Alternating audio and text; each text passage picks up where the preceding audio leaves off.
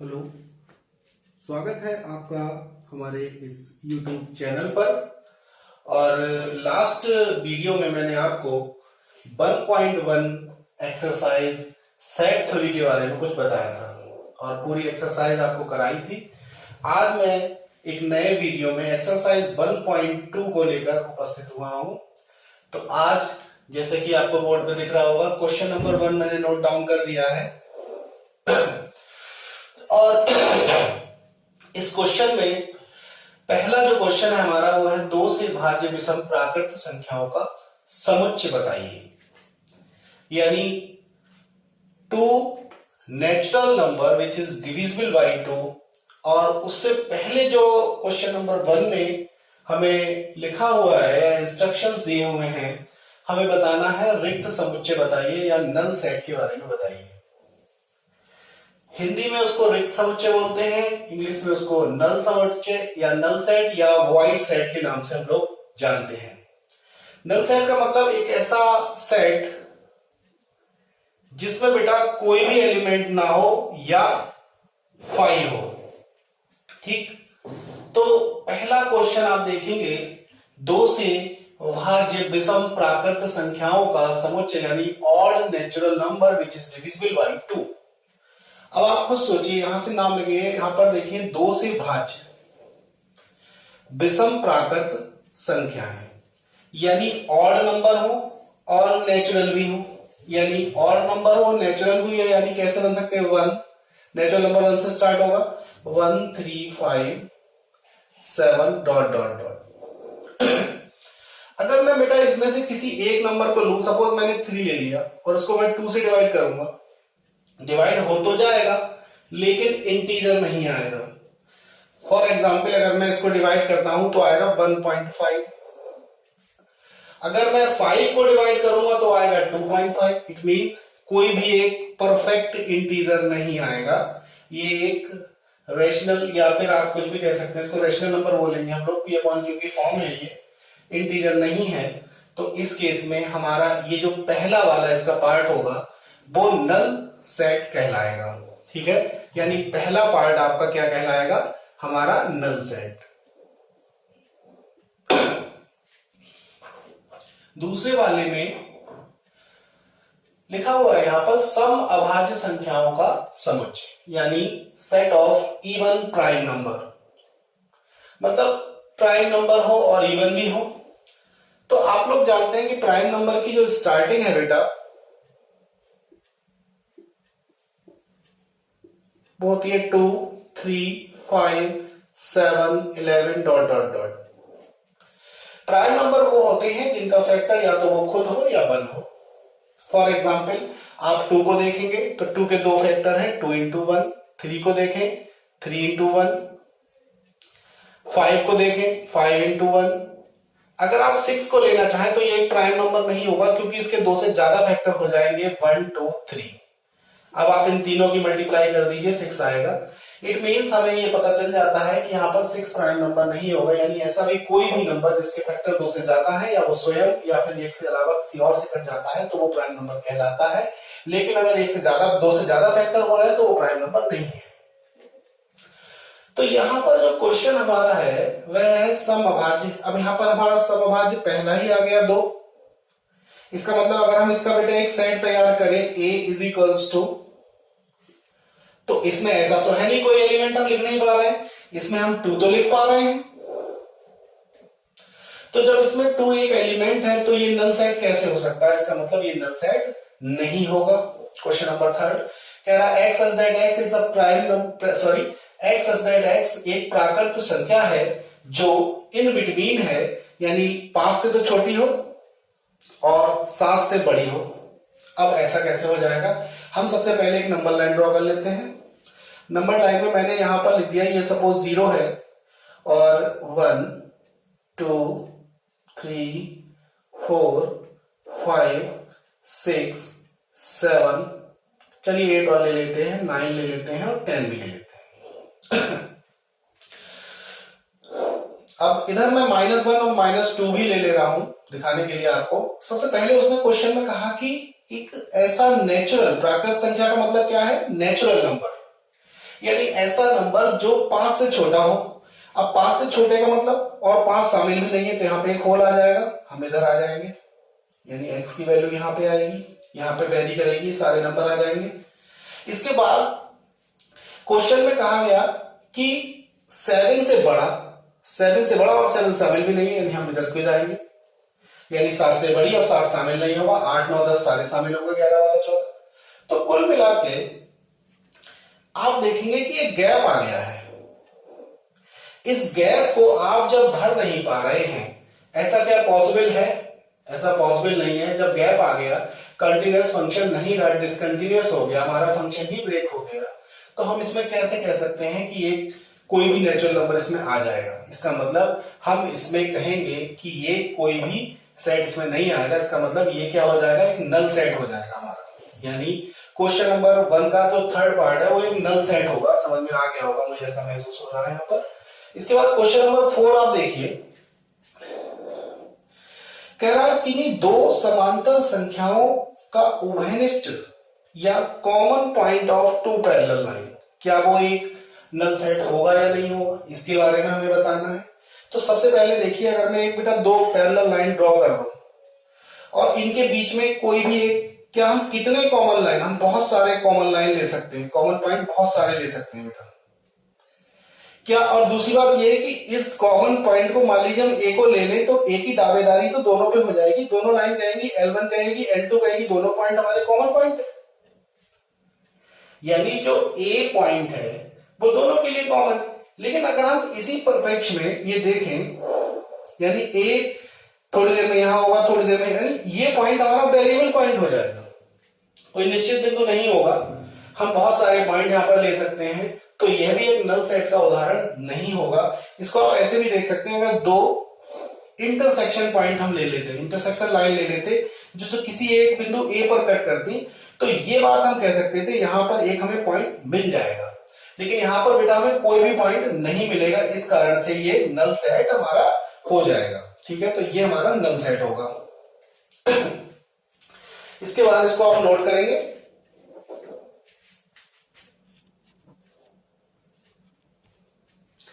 Question number 2 मैंने यहां पर लिख दिया है और इसमें आपसे पूछा गया है फाइनाइट और इनफाइनाइट सेट। सबसे पहले हम डिस्कस करेंगे बेटा आज की फाइनाइट सेट होते क्या है। फाइनाइट का मतलब जिन्हें हम गिन सके, जिन्हें हम काउंट कर लें, वो सारे सेट फाइनाइट सेट कहलाएंगे। और जिन्हें बेटा हम काउंट ना कर पाए, फॉर एग्जाम्पल आपके क्लास में जो नंबर ऑफ स्टूडेंट हैं, क्या आप उन्हें काउंट कर सकते हो? कर सकते हो। तो इसका मतलब वो सेट कैसा हो गया? वो एक फाइनाइट सेट हो गया। लेकिन आपसे मैंने कल समझाया था, जैसे मैं आपसे कहूं कि पेड़ के पत्तों को आप गिनिए, तो क्या आप उन्हें गिन सकते हैं? नहीं गिन सकते। आप अपने सर के बालों को गिन सकते हैं, आकाश के तारों को गिन सकते हैं? नहीं गिन सकते। तो जिन्हें आप काउंट नहीं कर सकते वो इनफाइनाइट सेट होगा। क्वेश्चन नंबर 2 का फर्स्ट पार्ट देखें। इसमें सबसे अच्छी पहचान ये है कि अगर डॉट डॉट डॉट के बाद, जैसे पहला पार्ट है, डॉट डॉट डॉट के बाद कुछ भी नहीं लिखा, ब्रैकेट क्लोज हो गई, तो इसका मतलब ये एक इनफाइनाइट सेट होगा। लेकिन अगर डॉट डॉट डॉट के बाद कोई डिजिट लिखी है लास्ट, तो इसका मतलब ये कैसा सेट होगा? एक फाइनाइट सेट होगा। तो ये तो बहुत ही आसान हो गया। इसके बाद इसका थर्ड देखिए, लिखा है 100 से बड़े धन पूर्णांकों का समुच्चय, यानी इंग्लिश में अगर इसको हम बोले तो set of positive integer which is greater than 100, यानी 100 से बड़े। अब धन पूर्णांक का मतलब समझिए पॉजिटिव। 100 से बड़े कितने हो सकते हैं बेटा? हम लिखेंगे 101, 102, 103। क्या कोई बाउंडेशन दे रखी है? लिमिटेशंस तो है, लेकिन क्या लिखा उसने? उसने लिखा 100 से बड़े, लेकिन 100 से बड़े कोई बाउंड नहीं किया, हमें कहां तक जाना ये पता ही नहीं। हमने आपसे कहा सुबह जाओ और दौड़ो, आप दौड़ने लगे।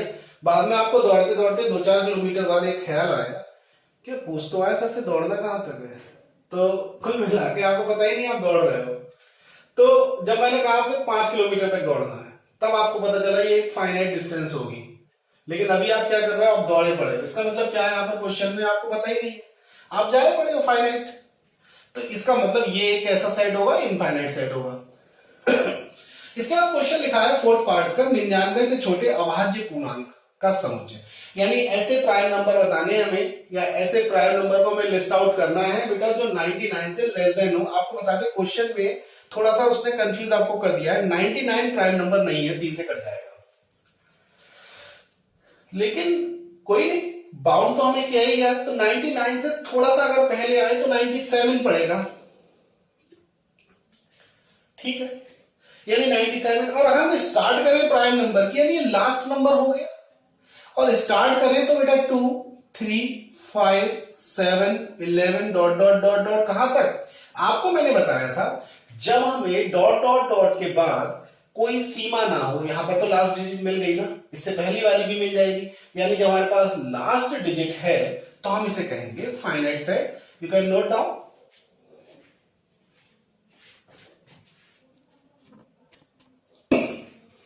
क्वेश्चन नंबर 3 में 4 पार्ट है हमारे पास इसमें, और पहला पार्ट है, इसमें भी बेटा टोटल 5 पार्ट है, और इसमें आप पहला पार्ट देखेंगे और इसमें भी आपको बताना है फाइनाइट और इनफाइनाइट। पहला पार्ट आप देखेंगे कि एक्स अक्ष के समांतर रेखाओं का समुच्चय। तो हम यहां पे क्या करते हैं, एक्स एक्सिस बना लेते हैं। अब ये बाई एक्सिस हो गई, तो एक्स एक्सिस के समांतर कितनी रेखाएं आप खींच सकते हो। मैं आपसे कहूं आप खींचो, आप सुबह से शाम तक लाइनें खींचते रहोगे, लाइनें खत्म नहीं होंगी। कागज आपका भले ही फट जाए, पेपर जिसपे आप ड्रॉ कर रहे हो लाइंस, वो पेपर आपका रफ हो जाएगा लेकिन खत्म नहीं होगी। इसका मतलब ये सेट आपका इनफाइनाइट हो गया। इसके बाद अंग्रेजी वर्णमाला अक्षरों का समुच्चय। आपको पता है A to Z आप काउंट कर सकते हैं, बचपन से ही काउंट करते आ रहे हैं, यानी आप शुरू करेंगे A से B C dot dot dot कहां तक, Z तक, यानी आप काउंट कर सकते हैं। इसका मतलब ये कैसा सेट हो गया, एक फाइनाइट सेट हो गया। 5 की गुणज संख्याओं का सेट, यानी नंबर ऑफ मल्टीपल ऑफ 5, यानी 5 के जो मल्टीपल हैं वो कितने होंगे। आप देखिए 5, गोल ब्रैकेट में आप इंडिकेट ना करें, इनको कर्ली ब्रैकेट में ही करें। 5 10 ये सब 5 के मल्टीपल हैं, 20 डॉट डॉट डॉट पता नहीं कहां तक। जब आपको ये पता है कि पता नहीं कहां तक, यानी पता भी है और नहीं भी पता है, तो इसका मतलब ये है कि डॉट डॉट आप लगाएंगे, तो इसका मतलब ये कैसा सेट हो गया, इनफाइनाइट सेट हो गया। इसके बाद पृथ्वी पर रहने वाले जानवर, आपको बताएं इंसान भी तो जानवर ही है, लेकिन हमारी जनगणना हो गई है, लेकिन आपको बताएं कि जानवरों को आप नहीं जानते, आप कहां तक आप काउंट करोगे। चलिए आप मान लेते हैं कि पृथ्वी के जो स्थल भूमि है उस पर आप काउंट कर भी लोगे, तो क्या जल के अंदर के कितने, जब तक आप काउंट कर रहे होगे तब तक ऑर्गेनिक कितने हो जाएंगे, तो इसका मतलब ये अनकाउंटेबल कंडीशन है। तो इसका मतलब ये कैसा सेट होगा, ये इनफाइनाइट सेट होगा। इसके बाद मूल बिंदु यानी 0,0, मूल बिंदु 0,0 से पास होने वाले वृत्त। अब मैं आपसे कहूं आप वृत्त खींचो, तो आप तो शाम तक वृत्त खींचते रहोगे जो मूल बिंदु से पास होंगे, सारे मूल बिंदु से पास होते रहेंगे। तो जो मूल बिंदु से आपके वृत्त पास हो रहे हैं, गुजर रहे हैं, ओरिजिन से जो पास हो रहे हैं, गुजर रहे हैं, तो इनकी संख्या तो इनफाइनाइट हो जाएगी। क्या आप इन्हें काउंट कर पाओगे, इसका मतलब ये इनफाइनाइट सेट होगा, आप इसको नोट करें।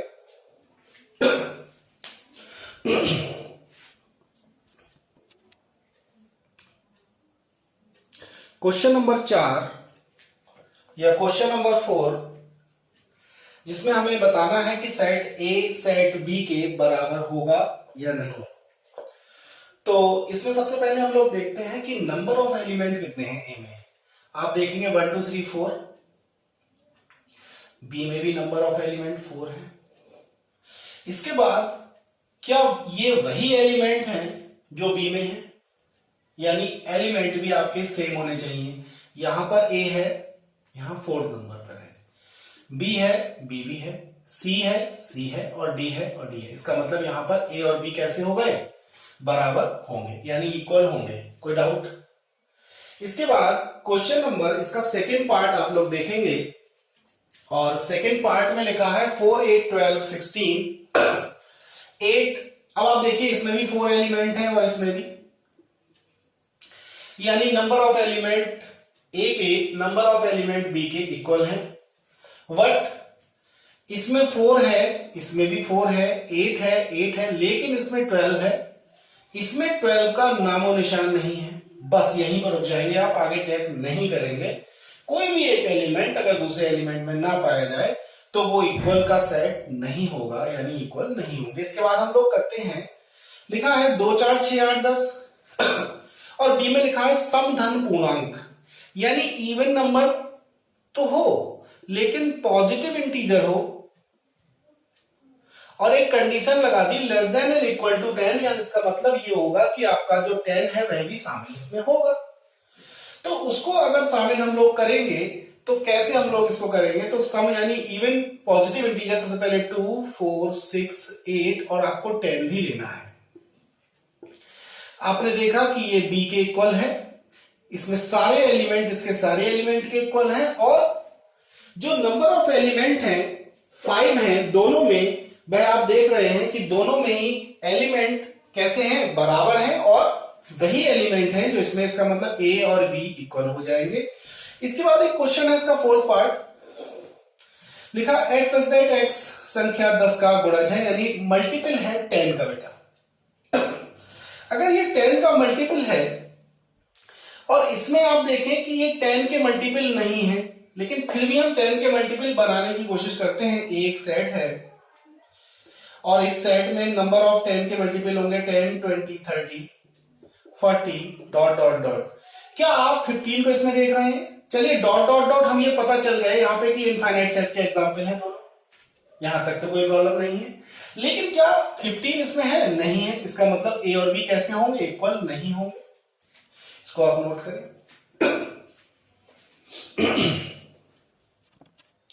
क्वेश्चन नंबर 5, और इसमें भी 2 पार्ट है हमारे।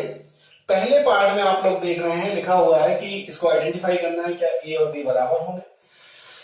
ए में जो नंबर ऑफ एलिमेंट है वो 2 है, 2 और 3, और बी में उसने क्या किया, एक फैक्टर दे दिया है हमें और कहा है इसके फैक्टर कर दीजिए। हम इसके फैक्टर कर देते हैं। लास्ट क्लासेस में आप लोग फैक्टर करके आए होंगे, फिर मैं इसके फैक्टर आपको बता देता हूं। इसके फैक्टर होंगे 6 के हम फैक्टर करेंगे, वो हो जाएंगे 2 और 3 या 3 और 2। सबसे पहले हम लोग बड़ा फैक्टर फिर छोटा फैक्टर लिखते हैं, तो X square plus 3x plus 2x, check कर लीजिए क्या ये 5x है, प्लस 6। इसके बाद इन दोनों में कॉमन x है तो x प्लस 3, और इन दोनों में कॉमन क्या है, 2 है, तो x प्लस 3 इक्वल टू में हम 0 का साइन लेंगे। आप देखें कि x प्लस 3 कैसा आ गया, कॉमन आ गया, तो x प्लस 3 को आप बाहर ले लेंगे कॉमन। आपके पास बचता है x प्लस 2। जब आप इसको 0 के इक्विवेलेंट करेंगे तो आप देखेंगे कि x के हमारे पास 2 वैल्यू आ गई, -2, -3।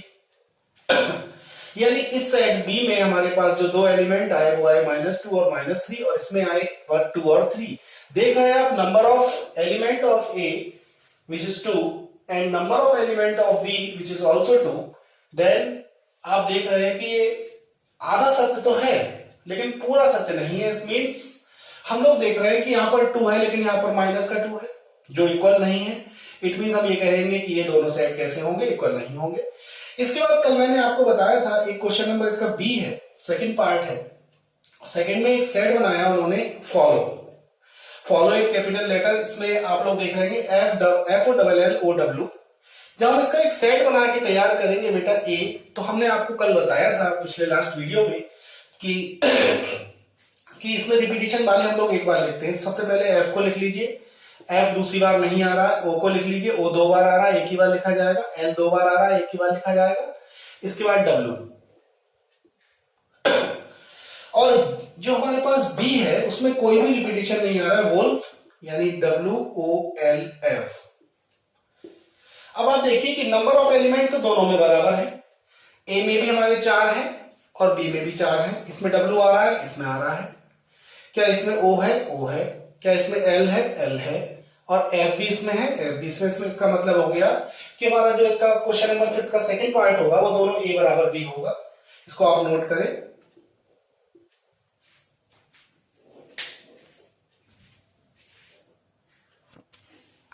क्वेश्चन नंबर 6 में मैंने यहां पर लिख दिया है कि आपको इक्वल सेट बताने हैं या समान समुच्चयों का चयन कीजिए, यानी सिलेक्ट कीजिए आपको जो इक्वल सेट हैं।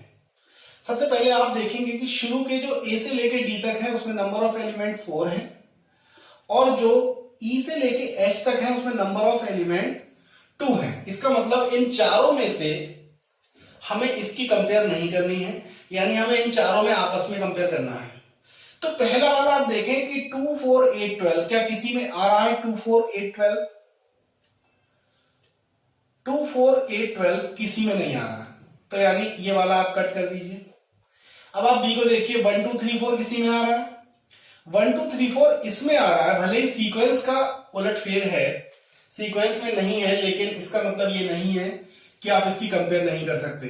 आप देखें कि भले ही किधर भी आए, उसका ऑर्डर कोई भी हो सकता है, लेकिन एलिमेंट वही होने चाहिए। इसका मतलब हम लिख सकते हैं बी बराबर डी है, कैपिटल लेंगे।